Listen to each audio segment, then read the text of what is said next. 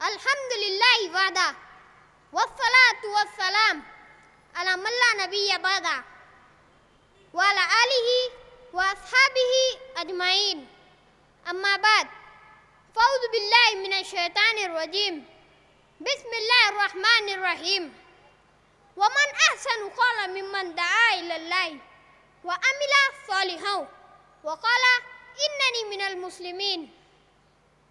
बिस्मिल्लाहिर रहमानिर रहीम। Rabbi इश्रह ली सदरी व यस्सिर ली अमरी वहलुल उक़दतम मिन लिसानी यफ़क़हू क़ौली। अम्मा बाद, मेरे भाइयों और बहनों, मैं आप सबका इस्लामी तरीक़े से इस्तक़बाल करता हूँ। अस्सलामु अलैकुम व रहमतुल्लाहि व बरकातुहू। मेरी आज शाम की तकरीर का उन्वान है दावत-ए-दीन उम्मत मुस्लिमा की जिम्मेदारियाँ। दावत, जब भी हम ये लफ्ज़ सुनते हैं तो हमारे दिल में ये ख्याल आता है कि लंच पार्टी या डिनर पार्टी।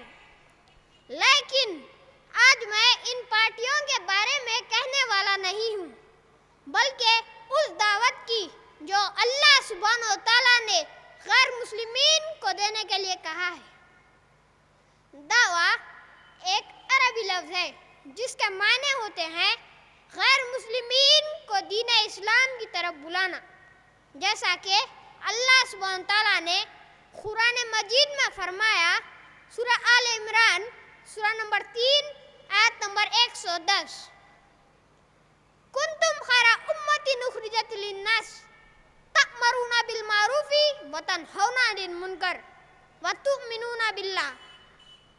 तुम बेहतरीन उम्मत हो जो लोगों के लिए बनाई गई हो, क्योंकि तुम भलाई की तरफ बुलाते हो और बुराई से रोकते हो और अल्लाह पर ईमान रखते हो।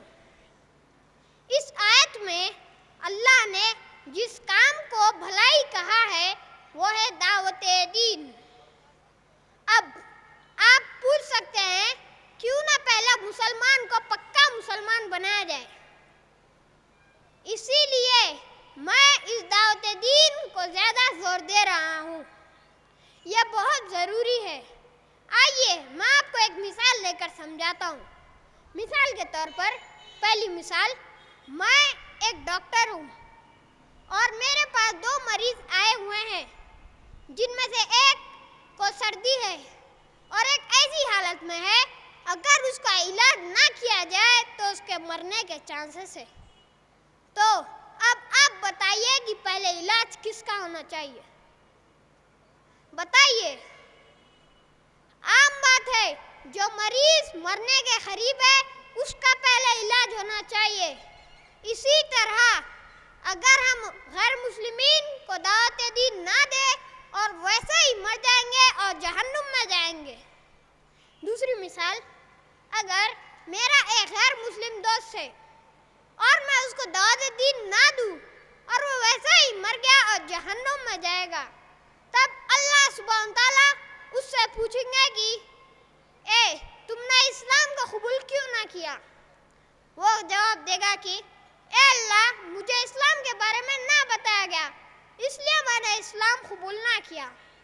तब अल्लाह मुझे कहेगा कि ए मोहम्मद अली, तुम्हारे दोस्त को इस्लाम के बारे में क्यों ना बताया? इसीलिए हमें चाहिए कि हम अपनी जिम्मेदारियों को पूरी करें। शायद हमारे गैर मुस्लिमीन भाई इस्लाम के बारे में गलत फहमी रखते होंगे। हमें चाहिए कि हम अपनी जिम्मेदारियों को पूरी करें और उनको इस्लाम की अच्छाइयाँ उनके सामने रखें और उनकी गलत फहमियों को पूरी करें। देखिए, एक थॉमस क्लेरी जो एक ईसाई है, क्रिश्चियन है, उसने कुरान मजीद में अच्छाइयाँ देखकर उसका तर्जुमा यानी ट्रांसलेशन कर दिया। भाई, हम तो मुसलमान हैं, सोचिए हमें क्या करना चाहिए। आज कितने लोग हैं जो दावत का काम कर रहे हैं, जो दावत के काम में लग गए हैं, हम उनको अपनी उंगलियों पर गिन सकते हैं। شیخ احمد دیدات، ڈاکٹر ذاکر نائک، مرزا عمران، مولانا ارشد بشیر مدنی وغیرہ. تو اب ہمیں چاہیے کہ ہم اپنی ذمہ داریوں کو پوری کریں. اس سے پہلے کہ میں اپنی تقریر کو ختم کروں، میں آپ کے سامنے عمر رضی اللہ تعالیٰ عنہ کے 2 قول سناتا ہوں. پہلا، کون کہہ رہا ہے یہ نہ دیکھو بلکہ یہ دیکھو کہ کیا کہہ رہا ہے.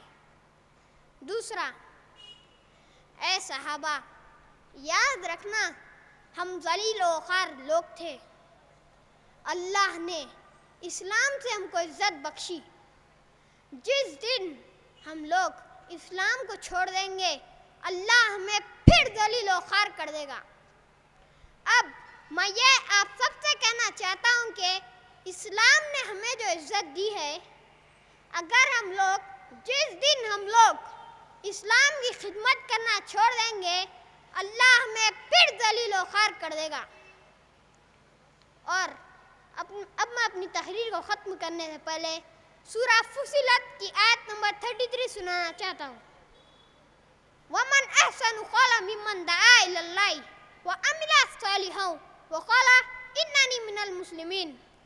اس کا مطلب ہے اس شخص سے بہتر کون ہے جو اللہ سبحانہ تعالیٰ کی طرف لوگوں کو بلائے اور اچھے سے اچھا عمل کرے اور کہے کہ میں یقیناً مسلمانوں میں سے ہوں.